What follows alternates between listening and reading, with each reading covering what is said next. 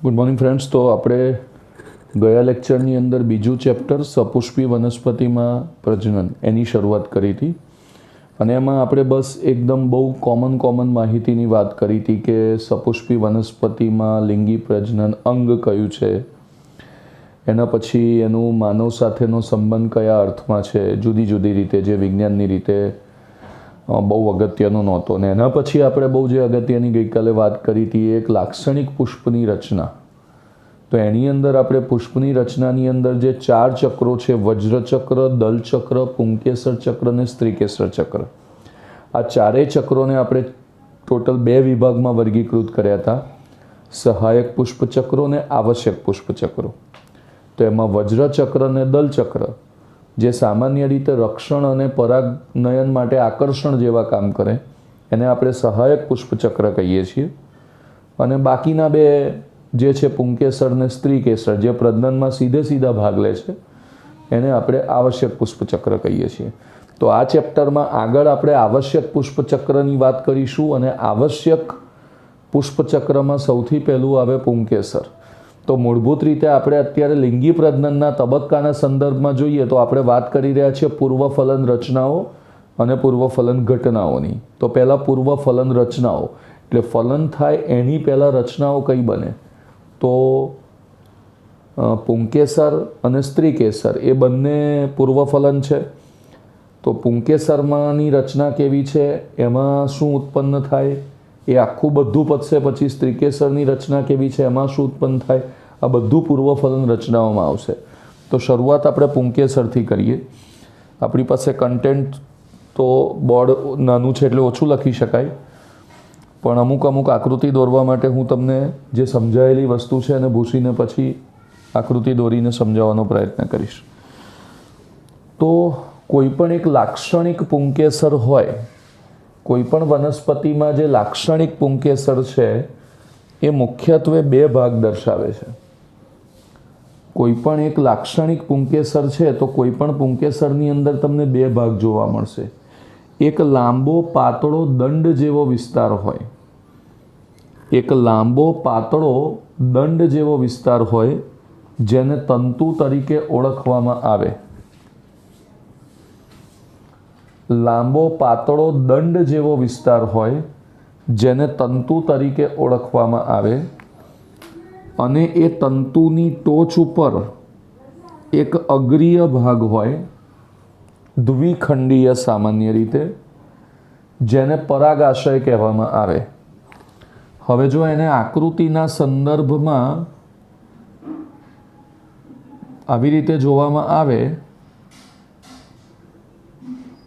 તો આ નીચે પુષ્પાસન હોય અથવા તો અહીંયાથી દલપત્ર હોય અને ઉપર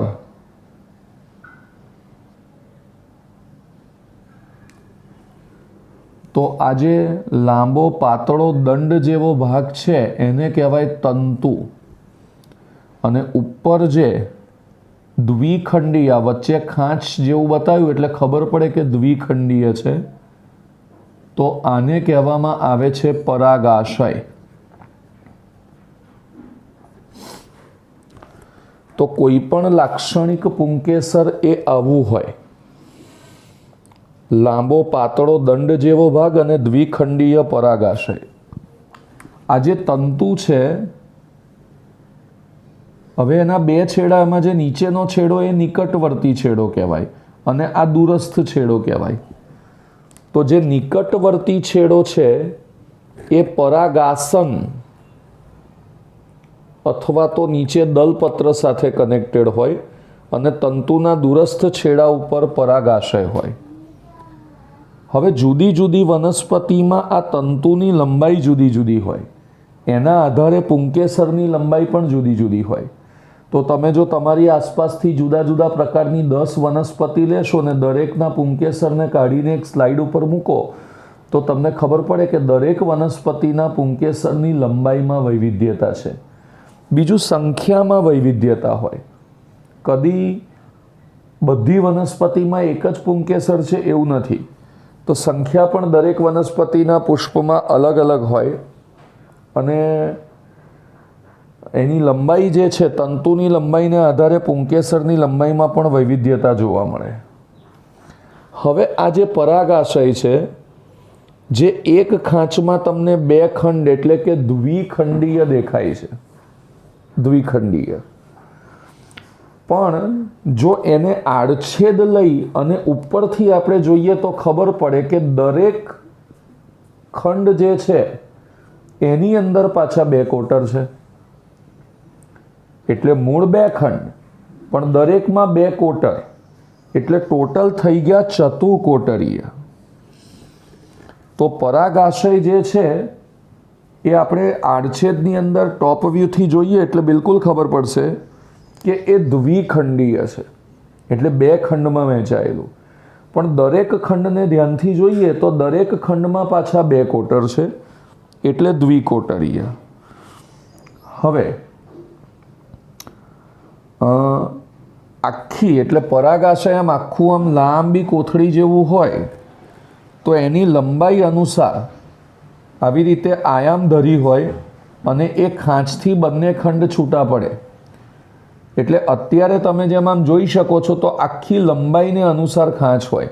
એટલે આડછેદમાં લઈશું ને, બરાબર છે, તો પણ આપણને એની અંદર સ્પષ્ટ જોવા મળશે. હવે જ્યારે આપણે એનો અનુપ્રસ્થ છેદ લઈએ તો ત્યારે મેં તમને શું કીધું કે મૂળ બે ખંડ છે પણ દરેક ખંડમાં બે કોટર, એટલે ચતુકોટરીય.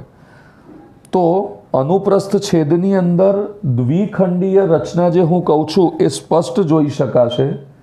અને દરેક ખંડની અંદર ચારે ખૂણા ઉપર, એટલે દરેક ખંડમાં બે કોટર છે એટલે ચાર કોટર થઈ ગયા. તો ચારે ચાર કોટરના ચારેય ખૂણા ઉપર તમને એક ગોળાકાર રચના જોવા મળશે જેને લઘુ બીજાણુધાની કહેવાય. ચારે ખંડની ચારે કોટર ઉપર એક ગોળાકાર રચના જોવા મળશે જેને લઘુ બીજાણુધાની કહેવાય. આપણે એને આકૃતિ જોઈશું તો વધારે સ્પષ્ટ થશે આ રચના. તો ફરી એકવાર હું રિપીટ કરી દઉં છું, એની આકૃતિ દ્વારા સમજીએ એની પહેલાં કે દરેક લાક્ષણિક પુંકેસરમાં બે રચના છે. લાંબો દંડ જેવી રચના જેને કહેવાય તંતુ અને પરાગાશય, જેમાં તંતુનો નિકટવર્તી છેડો નીચે પુષ્પાસન કે દલપત્ર સાથે સંકળાયેલો છે અને એના દૂરસ્થ છેડા ઉપર આ દ્વિખંડીય પરાગાશય છે. તંતુની લંબાઈ અને પુંકેસરની સંખ્યા એ જુદી જુદી વનસ્પતિમાં જુદી જુદી હોય, એટલે એમાં તમને ઘણી બધી વૈવિધ્યતા જોવા મળશે. પરાગાશય જે છે એ વાસ્તવમાં દ્વિખંડીય છે પણ દરેક ખંડમાં બે કોટર એટલે ચતુકોટરીય. એટલે આડછેદમાં જુઓ તો બે ખંડ સ્પષ્ટ દેખાય પણ ચાર કોટર પણ સ્પષ્ટ દેખાય. અને ચાર કોટરના ચારે ખૂણામાં તમને એક ગોળાકાર રચના જોવા મળે જેને કહેવામાં આવે છે લઘુ બીજાણુધાની.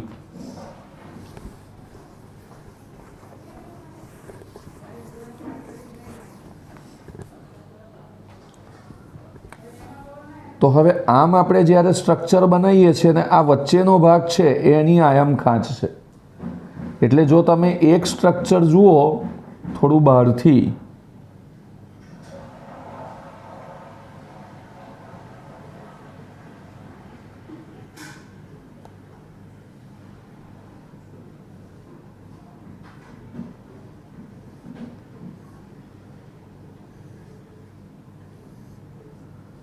તો એક તો તમને આવી રીતે આડછેદમાં જોશો એટલે આવા ચાર કોટર સ્પષ્ટ દેખાશે. અને એ જ વસ્તુને થોડી આપણે બ્રોડર વેમાં જોઈએ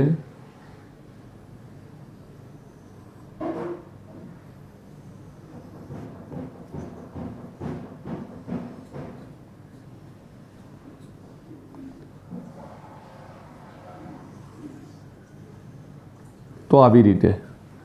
એટલે જુઓ આ જે ખાંચ છે એના લીધે આ બે ખંડ થયા, પણ આ એક ખંડ ને આ બીજો ખંડ, તો આ ખંડની અંદર બે કોટર અને આ બાજુના ખંડમાં બીજા બે કોટર, તો ટોટલ ચાર કોટર થઈ ગયા. હવે આ ચારેય કોટર જે છે એની અંદર અહીંયા આગળ ચારેય કોટરની અંદર એક એક ગોળાકાર રચના જોવા મળે અને આ જે ગોળાકાર રચના છે એને કહેવામાં આવે છે લઘુ બીજાણુધાની. આપણે હવે લઘુ બીજાણુધાની જે છે એની એકદમ આખી ડિટેલ્ડ રચના બી જોઈએ છીએ કે લઘુ બીજાણુધાનીની એક લઘુ બીજાણુધાનીની ડિટેલ રચના શું છે. પણ આવી રીતે આ પરાગાશયનો આડછેદ લઈએ એટલે એમાં આપણને આવી રીતે લઘુ બીજાણુધાની જોવા મળે. હવે જેમ જેમ આ પુષ્પનો વિકાસ થતો જાય તો આ લઘુ બીજાણુધાનીની અંદરની બાજુએ સ્ફોટનથી પરાગરજ મુક્ત થાય. એટલે આની અંદરથી પણ સ્ફોટનથી ઘણી પરાગરજ, આમાંથી ઘણી પરાગરજ, આમાંથી ઘણી પરાગરજ, આમાંથી ઘણી પરાગરજ. એટલે આ આખું જાણે બહુ બધી અસંખ્ય પરાગરજથી ભરેલી પરાગ કોથળી જેવી રચના બનાવે છે. આખું તમે બુકની અંદર જોશો તો એક આકૃતિ આપી છે જેમાં બહુ જ બધી દાણા જેવી હજારો પરાગરજ જે છે એ આ બધા વિસ્તારની અંદર બતાવવાનો પ્રયત્ન કર્યો છે. તો જ્યારે એ તરુણ અવસ્થામાંથી પુખ્ત અવસ્થાએ પહોંચે ત્યારે આ આખી બધી રચનાઓ જે છે એ બહુ બધી પરાગરજથી ભરાઈ જાય અને આપણે એને કહીએ પરાગ કોથળી. એટલે આખું સ્ટ્રક્ચર પરાગ કોથળી બનાવે. તો હવે આપણે લઘુ બીજાણુધાનીની વાત કરીએ તો આ ચારે ચાર લઘુ બીજાણુધાની છે, પણ આપણે કોઈ એકને સમજવાનો પ્રયત્ન કરીએ તો લાક્ષણિક લઘુ બીજાણુધાની જે છે એ મોટે ભાગે ગોળાકાર હોય છે અને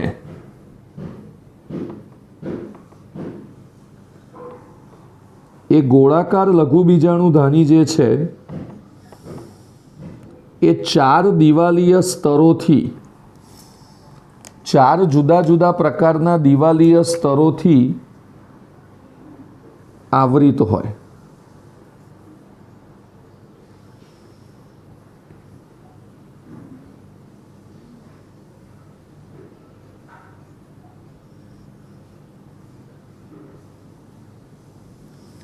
તો આ બ્લેક બહારનું સ્તર, પછી અંદરનું રેડ, 3 સ્તર થયા અને ફરી પાછું હું એક બ્લેક સ્તર લઉં છું તો આ 4 સ્તર થયા. બરાબર. હવે આમ તો અહીંયા પોલાણ નાનું છે પણ પોલાણ મોટું હોય તો સૌથી બહારનું સ્તર જે છે આ બ્લેક કલરનું એને કીધું અધિસ્તર. અધિસ્તર. એના પછીનું જે અંદરનું સ્તર છે એને કીધું તંતુમય સ્તર અને એના પછીનું અંદરનું સ્તર જે છે એને કીધું મધ્ય સ્તર. સૌથી બહારનું અધિસ્તર, તંતુમય સ્તર, મધ્ય સ્તર અને સૌથી અંદરનું જે બ્લેક સ્તર બતાવ્યું છે એને કીધું પોષક સ્તર. હવે આ લઘુ બીજાણુધાની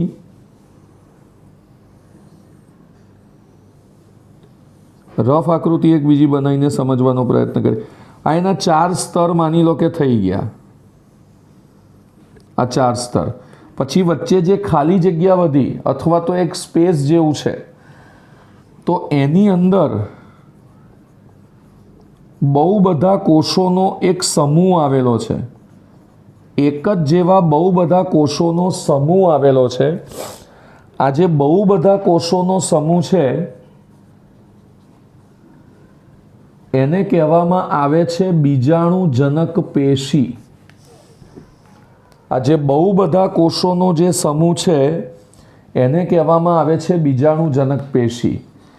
તો આવી રીતે આપણે જ્યારે પરાગાશયનો આમ આડછેદ જોઈએ તો આપણે નક્કી કરી શકીએ કે એ મૂળભૂત રીતે તો દ્વિખંડી છે પણ દરેક ખંડમાં 2 કોટર છે એટલે ચતુકોટરીય છે. ચારે ચાર કોટરના આ જે ખૂણા પડી રહ્યા છે એની અંદર એક ગોળાકાર રચના છે જેને લઘુ બીજાણુધાની કહેવાય. દરેક લઘુ બીજાણુધાની આવા 4 સ્તરથી ઘેરાયેલ છે જેમાં સૌથી બહારનું જે સ્તર છે એને અધિસ્તર કહેવાય.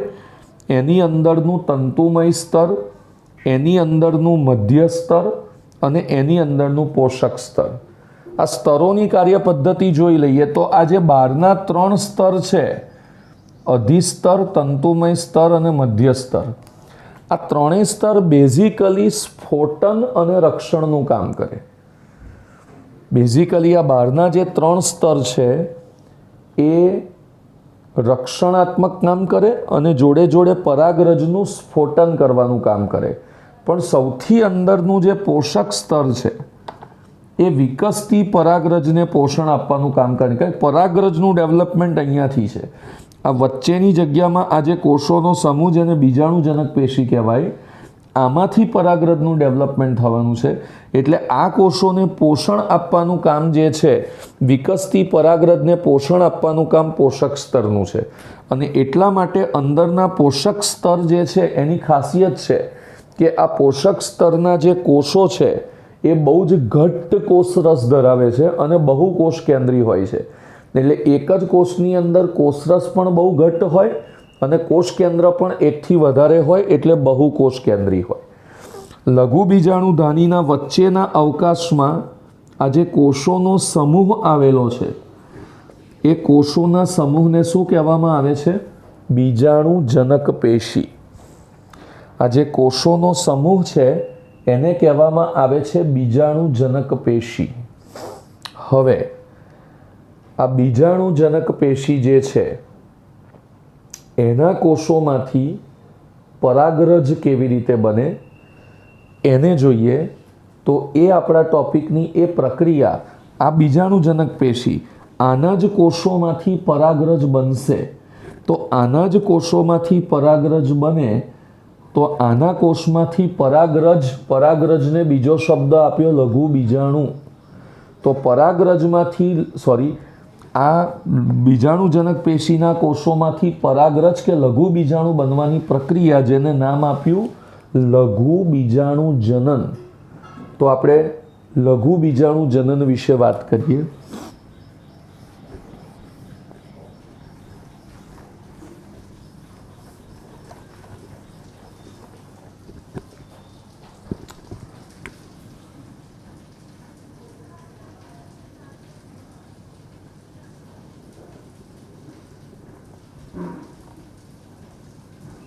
ચાલો, આ રીતે પરાગાશય છે. અહીંયા લઘુ બીજાણુધાનીઓ છે.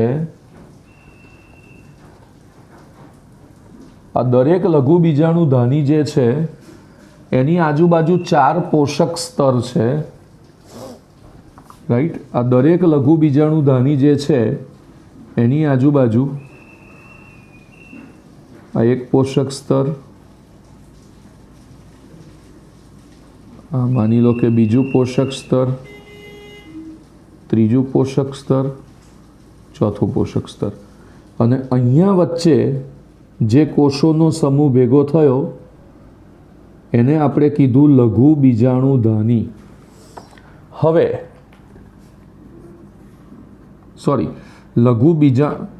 આને કીધું લઘુ બીજાણુજનક પેશી અથવા બીજાણુજનક પેશી. આખી રચનાને કીધું લઘુ બીજાણુધાની અને આ બીજાણુજનક પેશી. હવે બીજાણુજનક પેશીના કોષો, આ બીજાણુજનક પેશીના કોષો અર્ધીકરણ પામી અને એમાંથી લઘુ બીજાણુ કે પરાગરજ બનાવે. આ બીજાણુજનક પેશીના કોષો અર્ધીકરણ પામી એમાંથી લઘુ બીજાણુ કે પરાગરજ બનાવે.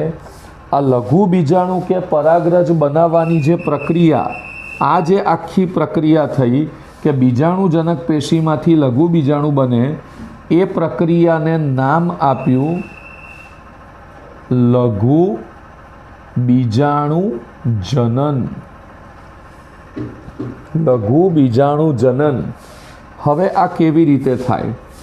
તો માની લો કે હું અહીંયાથી કોઈ એક કોષ લઉં છું જે જે બીજાણુજનક પેશીનો કોષ છે. આ બીજાણુજનક પેશીનો કોષ છે.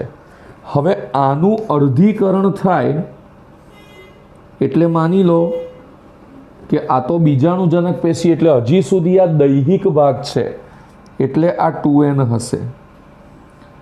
પણ એનું અર્ધીકરણની પ્રક્રિયા થાય તો અર્ધીકરણ હંમેશા 2 તબક્કામાં છે. એટલે પહેલી વારમાં રંગસૂત્રો અડધા થાય અને બીજી વારમાં એટલા ને એટલા રહે. તો આ એક કોષનું અર્ધીકરણ થઈ એમાંથી 4 એકકીય કોષો બન્યા. આ એક દ્વિકીય કોષનું અર્ધીકરણ થઈ એમાંથી 4 એકકીય કોષો બન્યા. તો આના અર્ધીકરણથી આ જે 4 એકકીય કોષો બન્યા, તો આ જે કોષ થયો એને કીધું પરાગમાતૃકોષ. આના માટે શબ્દ વાપર્યો છે પરાગમાતૃકોષ. એ ઉપરાંત આ જે પરાગમાતૃકોષ છે, એટલે પરાગમાતૃકોષ એટલે ક્યાંનો કોષ થયો? એ બીજાણુજનક પેશીનો જ કોષ થયો. અને એ જ અર્ધીકરણની પ્રક્રિયાથી આ જે 4 એકકીય લઘુ બીજાણુ કે પરાગરજ બનાવે, પછી આ છે ને તમને સમૂહમાં જોવા મળે. એટલે સપોઝ દાખલા તરીકે આ રીતે અહીંયા એકકીય એક કોષ, અહીંયા બીજો, અહીંયા ત્રીજો, અહીંયા ચોથો. તો એકનું અર્ધીકરણ થઈ 4 એકકીયનો સમૂહ બને. આને નામ આપ્યું પરાગ ચતુષ્ક. આને નામ આપ્યું પરાગ ચતુષ્ક. અને આ જ દરેકે દરેક વિકાસ પામી અને એમાંથી જે 4 એકકીય રચનાઓ છૂટી પડે આને કીધું પરાગરજ. એટલે આખી ઘટનામાં તમે જોશો તો આ 4 લઘુ બીજાણુધાની એ દરેકની અંદર બીજાણુજનક પેશી આવે. દરેક બીજાણુજનક પેશીના કોષો એ અર્ધીકરણ પામી અને પરાગ ચતુષ્ક બનાવે. અને આ પરાગ ચતુષ્ક જ પરાગરજ છે. તો અહીંયા કેટલા બધા અસંખ્ય કોષો હશે, અહીંયા કેટલા બધા અસંખ્ય કોષો હશે, અહીંયા કેટલા બધા અસંખ્ય, અને અહીંયા પણ. તો કેટલી બધી પરાગરજ બનશે. એટલે આ આખું પરાગાશય કે પુંકેસરનો આખું વિસ્તાર એ આવી બધી પરાગરજથી ભરાઈ જાય. અને જ્યારે ભરાઈ જાય ત્યારે એને કીધું પરાગ કોથળી. જ્યારે બહુ જ બધી પરાગરજથી ભરાયેલો હોય ત્યારે. તો આ આખી ઘટના જે છે એને કીધું લઘુ બીજાણુ જનન. આમાં તમારા માટે સૌથી ઇમ્પોર્ટન્ટ અને અગત્યની વાત એ છે કે જે બીજાણુજનક પેશીનો કોષ છે એ દ્વિકીય હોય. કેવો હોય? દ્વિકીય. દ્વિકીય એટલે રંગસૂત્રો જોડીમાં હોય. પણ એ અર્ધીકરણ થઈ અને પરાગ ચતુષ્ક બનાવે તો એ બધા એકકીય હોય. અને એ પરાગ ચતુષ્કની જ રચના વિકાસ પામી અને પરાગરજ બનાવે. તો આજે આપણે 2-3 નાના નાના ટોપિક જોયા. સૌથી પહેલાં આપણે વાત કરી કે એક સામાન્ય પુંકેસર કેવું હોય. એના પછી આપણે પુંકેસરનો આડછેદ અને લઘુ બીજાણુધાનીની રચના જોઈ કે એમાં 4 સ્તર હોય અને દરેક સ્તર સામાન્ય રીતે શું કાર્ય કરે. અને પછી એમાંથી પરાગરજ કે લઘુ બીજાણુ કેવી રીતે બને. તો તમારી ટેક્સ્ટબુકના પેજ નંબર 31 અને 32, લગભગ આખું નહીં પણ 32નો થોડોક ભાગ આ થિયરીમાં કવર થશે. તો આટલું તમારે લખી મોઢે કરી અને લખી કમ્પ્લેટ આજે સાંજ સુધીમાં સાહેબની જે પ્રમાણે સૂચના છે એ પ્રમાણે તમારે 2 વાર થિયરી લખીને મોઢે કરી અને ગ્રુપમાં અપલોડ કરવાની છે. મિત્રો, સમય બહુ કપરો છે અને મને ખ્યાલ છે કે તમને મોઢે કરવાનું કે લખવાનું અત્યારે થોડું કંટાળાજનક લાગતું હશે. પણ આ જ સમય છે. જો આ ગયેલો સમય પાછો નહીં આવે. બોર્ડની પરીક્ષાઓ કંઈ 4 મહિના પાછી નહીં ઠેલાય. તો કારણ કે પરિસ્થિતિ ધીમે ધીમે સુધારા તરફ જશે. એટલે અલ્ટિમેટલી પાછળના ઓછા સમયમાં બહુ વધારે કામ કરવાનું આવશે. તો એટલીસ્ટ આપણે એટલું કરી લઈએ કે અત્યારે હાલમાં જે સમય છે એમાં જેટલું કામ આપણે કરી અને આપણું કામને કમ્પાઇલ કરતા જઈએ તો આપણને ફ્યુચર માટે એનો બહુ મોટો બેનિફિટ છે. રાઈટ. તો આજનું બહુ જ ઇમ્પોર્ટન્ટ છે અને આવતા લેક્ચરની અંદર બહુ જ ઇમ્પોર્ટન્ટ પરીક્ષાલક્ષી બહુ જ ઇમ્પોર્ટન્ટ હું તમને ટોપિક ભણાવવાનો છું આવતા લેક્ચરની અંદર. કાલના વિડીયોમાં તમને પરાગરજની રચના પરીક્ષા માટે પણ અગત્યનું, આગળના ટોપિકની સમજૂતી માટે પણ અગત્યનું. તો આટલું બરાબર તૈયાર કરશો તો એ થોડું સિક્વન્શિયલ ચાલશે કે આ એક પરાગરજ બની ગઈ, હવે એની અંદર શું હોય, એનું લેયર શું, તો એ બધું આખું એક સિક્વન્શિયલ પાર્ટ થશે. એટલે તમે આજનું તૈયાર નહીં કર્યું હોય કે તમને સમજણ નહીં હોય તો આગળનું તૈયાર કરવામાં અને સમજવામાં તમને તકલીફ પડશે. બરાબર? તો આપણે આવતા વિડીયોની અંદર પરાગરજની રચના ઉપર વાત કરીશું. ઓકે, ધન્યવાદ.